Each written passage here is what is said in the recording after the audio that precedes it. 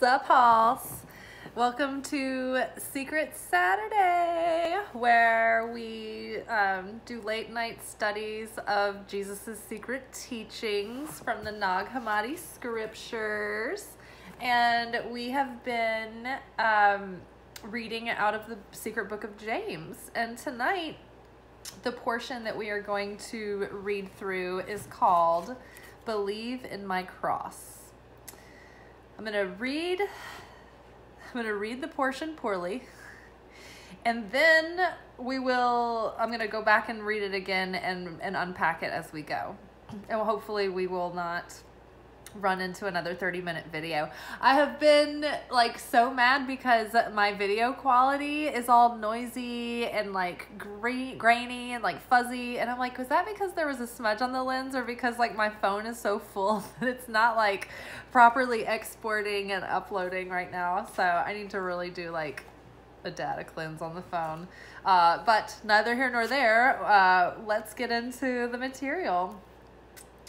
Okay, so this is Jesus's disciples talking with him about his secret teachings, and this is after he has been crucified. He has been working with his disciples for about 500 or so days,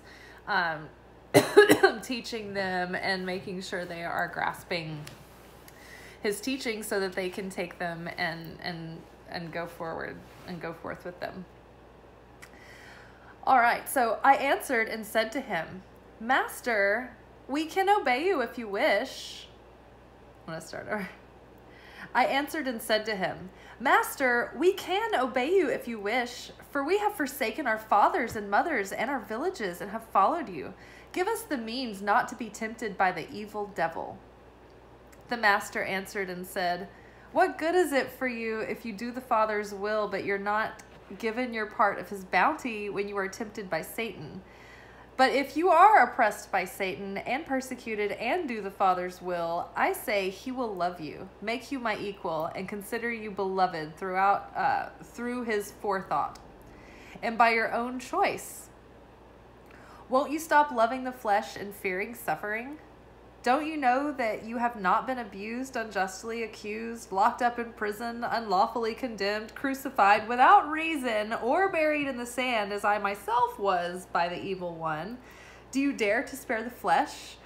For you for whom the Spirit is a wall around you?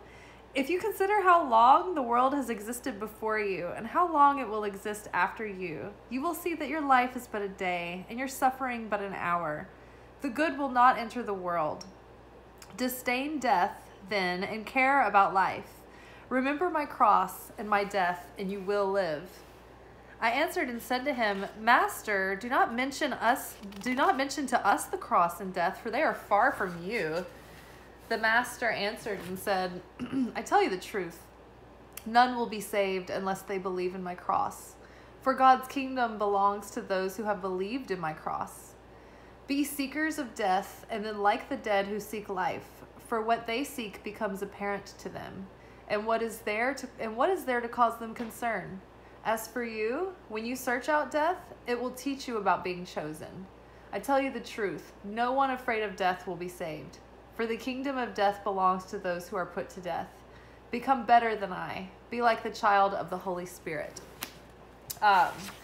So I like this because I've said this before, in my Kabbalah class we learn that a day without fear, lack, or doubt is a day without opportunity, because in order for us to do the correction of our soul, we have to do spiritual alchemy. We have to turn darkness into light. We can't really exercise our faith or practice restriction or go against our nature for instant gratification unless we are faced with a moment of fear, or lack or doubt. You know, it's easy to just go through life and everything just work out and stay in a good mood if that's how it's working out. It's much harder. There's much more merit involved when you have to overcome something.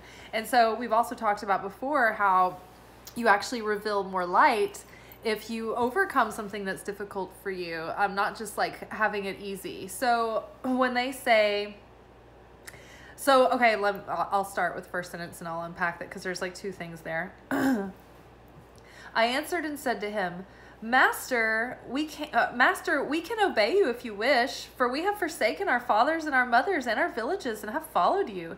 Give us the means not to be tempted by the evil devil. And so I like that he says, like, Master, we're ready to obey you now. We've rebelled against our families. We've forsaken our villages. And it's funny because it's always like modern Christian parents wagging the finger at their kids, wanting them to kind of fall in line and believe exactly as the household does. And they forget that it was Jesus who encouraged all these people to rebel against their mothers and fathers and leave their villages and go against what everybody else wanted them to do, including Mary Magdalene. It was not okay for women to be just like out following, with a bunch of group of men. Basically, she joined this biker gang following Jesus around. Like, her parents were not cool with that. They were like, you're going to humiliate our family. You're going to ruin us. We're going to be trash. Like, we are ruined in this village if you go with him. And she's like, I gotta go with him. Like, she was really the one that had the most at stake and took the biggest hit when she rebelled against her parents. I mean, they weren't even teaching women to read. They weren't teaching them, the same biblical or Torah mystery secrets to the women. The women were given certain things to learn to make them like good partners for their husbands, and so that they could embody the divine feminine qualities, but they weren't given both sides of it. They weren't fully given the full education so that they could be teachers and rabbis as well, until Jesus was like, let's teach the women, like, and like he told the women, he's like, yeah, everybody leave home. And then the women were like, you mean leave our husbands? And he's like, I mean, if that's what it's yeah, I mean, if that's what you think is right for you, then maybe that's the answer. And they're like, oh my gosh. So yeah, I mean, he's kind of a troublemaker. Jesus is like telling these people, like, rebel against your parents. Like we said before in one of the other secret Jesus teachings recently, if you are like loving God and being a Christian, like following Jesus just because that's what you're supposed to do to like get to heaven and be good and, like do what's right, it doesn't really count. Like, it really counts more if there's like, you have some skin in the game and there's something at risk, right? And so, when they're like, okay, well, we've rebelled against our parents, now we'll do whatever you want. He's just like, he wants these people to think for themselves, and he wants them to like choose him, and they like choose not like him personally, but like what he's saying, like his method of life, the path that he's trying to teach them, the consciousness that he's trying to share, the perspective, like the unity. And they're just like, they don't really get it. They're just like, yeah, Jesus, you're cool. Like, we'll dump our parents, leave our village, just tell us what to do next. And he's like, okay, so the master answered and said, what good is it to you if you do the Father's will, but are not given your part in his bounty when you are tempted by Satan?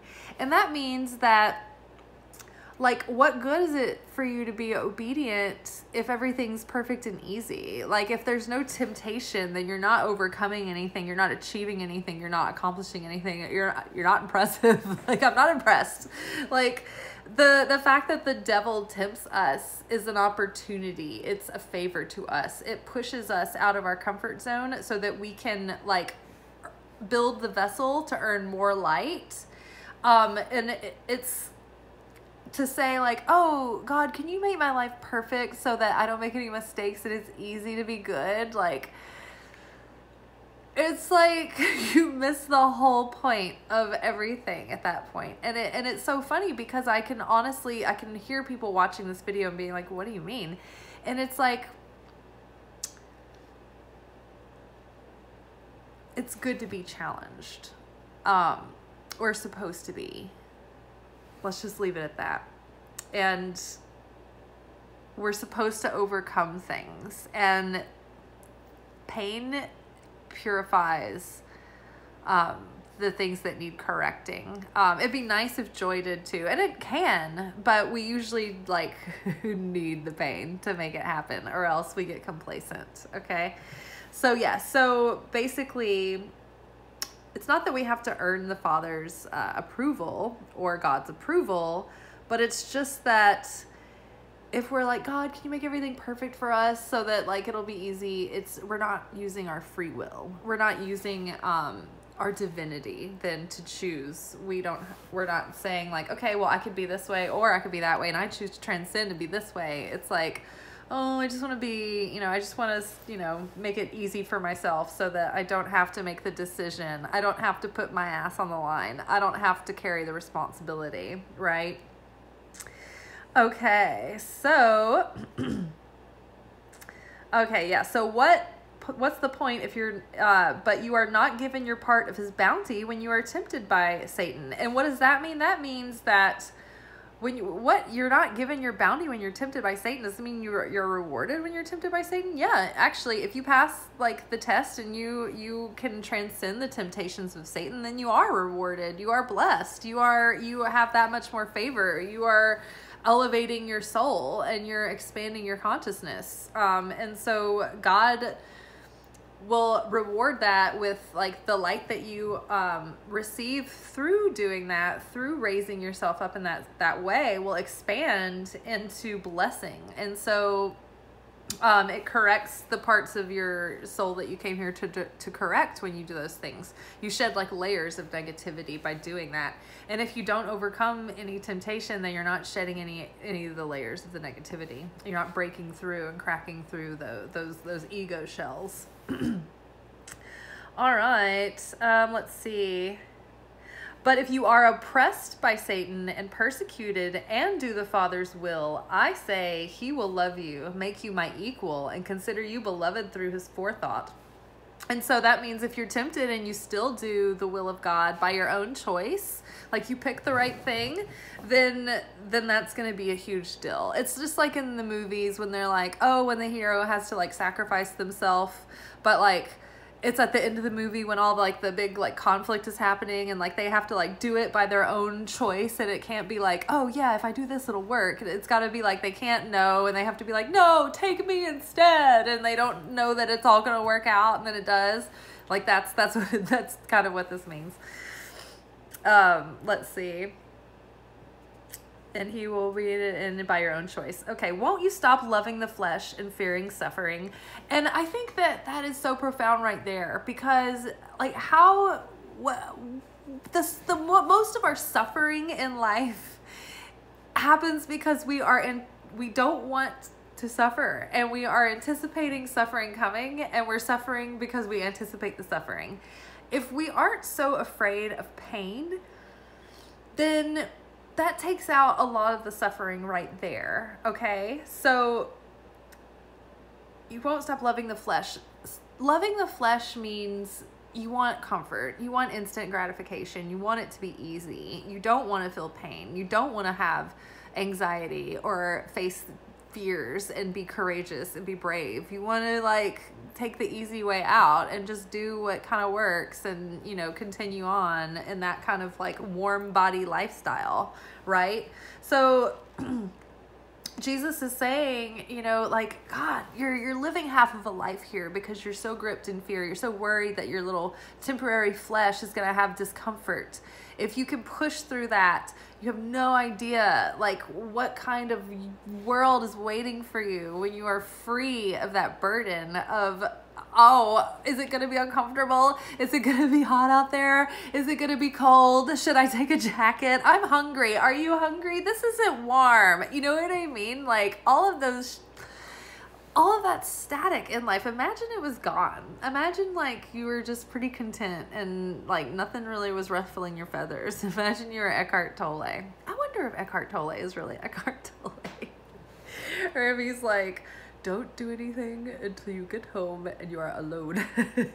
Don't blow it. Or it's back to the park bench.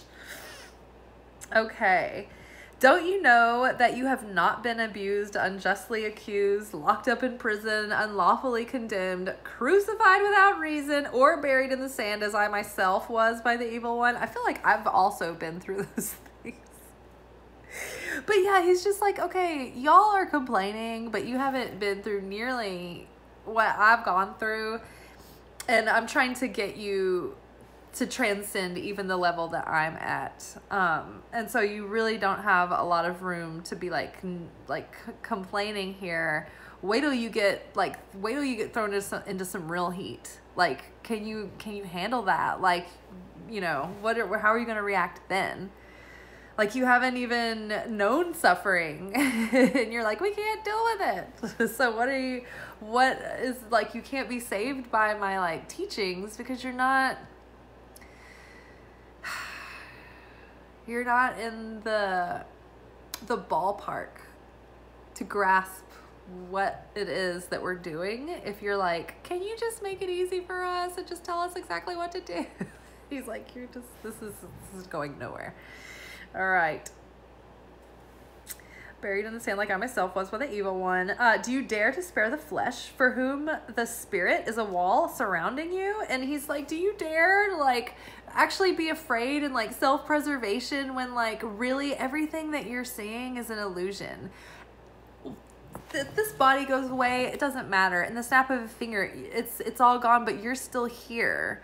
There's an eternity waiting for you. You can't be killed. This is basically just an avatar. And when you lose your flesh suit, then you're going to come back with another one. And you're going to go through a different storyline, probably trying to correct some of the same stuff that you left with because you were so afraid of suffering. Like, you wouldn't let the suffering correct you or cleanse you or whatever.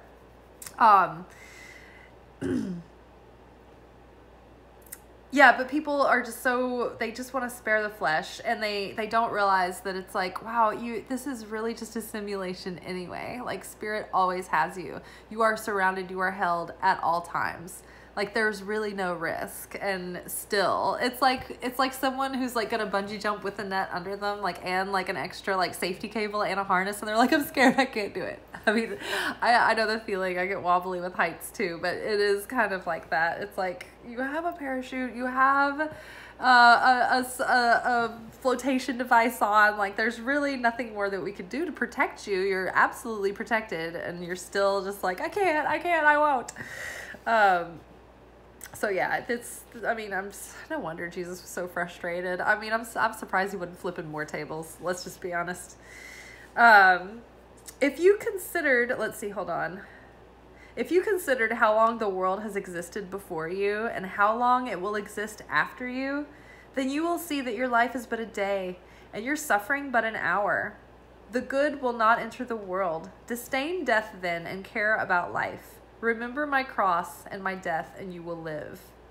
So he's like, we're just a speck. Everything, like, this eternity, it's so eternal. Like, this is just but a mere smidgen. And we have no perspective because we're in it. We're in the middle of it. We're too close to our own situation to see that even next week things will be better, right? In an hour, things can get better. Have you ever woken up in the morning and just been in a terrible mood or very depressed, struggling with depression, and you just can't shake it off? And you're just like, and it goes on and on for like the whole day, maybe the next day. And it's like, you can't shake it. And it's the days that you remember that, like, oh, you know what? I could take my mind off of this and be over it in an hour if I just started doing something else or put my attention elsewhere or change the way I thought about this. Like, the days that you do start off in a bad mood and you turn your mood around and you change your day, that's so satisfying. Those days always end up being so much better. And that's an example, a real life example of how when you meet a challenge and it's difficult and you turn it around and you make it and you turn it into a good thing, it becomes blessed. It becomes the blessing and the light expands from that, right? So it gets like an extra dash of like goodness or fulfillment, satisfaction in that. So it's always better to overcome difficulty than it is to just sustain in like a comfort zone. Let's see. Disdain death then and care about life. So we want to reject the idea of death because we have eternal life. When the flesh closes its eyes, the spirit, the soul's eyes are still open. So there's not really a real death. So when we understand that, we are not so afraid anymore of death. It has not conquered us. It's not ruling over us and affecting our decisions. We aren't living in the shadow of the coming of death, of our own mortality or anybody else's. A lot of times we're more worried about other people's mortality because we love them and we don't want to think about losing them, right? But if we know that, like, even in death, like my best friend died several years ago in a tragic accident, and I had to radically accept that because it was one of those things in life where resistance is futile. There's nothing I could do to change it. And that really helped me not suffer. I still felt pain. I still missed him so much, but it helped me not suffer. And it also helped me get to a point quicker where I could sense him. And it's not that I'm trying to contact him all the time, because I think that it's the souls that have departed and they have things that they need to be doing, but he does come to visit me. I will perceive him. I will hear him. There will be things, he will make things happen. He will arrange like fun situations and surprises sometimes. And he'll do little jokey things like that are really funny. And so same for my brother. I will sense him every once in a while, or he'll say something to me, or I'll see him in my heart. And I don't feel like these people are gone. I feel like I can't visit them, but I kind of just tell myself like, oh, you know, maybe I'll see them in a couple of weeks. And I think, to me, it seems like they're not that far away, because I will visit them and they will visit me and I will see them. It's just that I don't get to like see their body anymore. I don't get to see their flesh. So when we can see past the illusion of death, it doesn't hold any kind of like power over us anymore. The master answered and said, I tell you the truth, none will be saved unless they believe in my cross. For God's kingdom belongs to those who have believed in my cross. Be seekers of death, then, like the dead who seek life, for what they seek becomes apparent to them. So yeah, be that daredevil that looks death right in the eye, right? Because then it makes your life so much more vivid. You know, when you really face the fact that your days are numbered, it makes your life so much more vivid and meaningful, and it gives you so much more meaning and so much more focus on how you want to spend your time, right? Believing in Jesus's cross, he sacrificed himself. We've talked about spiritual alchemy and sacrifice and in some other videos, but the sacrifice has to happen.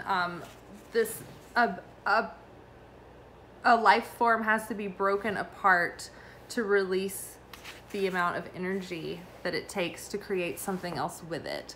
And so the better, the higher quality the sacrifice, the more energy that is released. And so Jesus was a perfect human being because he was equally divine, equally human, and he had been able to integrate those dualities, all the dualities within him. And so when he voluntarily died for a cause bigger than himself, it was so powerful that it has been alive for thousands of years. The power of the name of Christ. It sucks because the Christian church has really done some bad things for the branding, but I don't know of any person ever who I've ever heard, no matter what their beliefs are, who have been like, fuck Jesus. Like, everybody likes Jesus. Everybody loves Jesus Christ, like the Christ. Like, I mean, who has complaints about him? He was just trying to like help everybody and get everybody to be accepting of one another and taken care of and like fed and like treated, you know, with justice and decency and dignity. And so, yeah, so the cross is about letting our the flesh of ourselves that wants the instant gratification, the ego, the parts of us that are weaker that need to be corrected.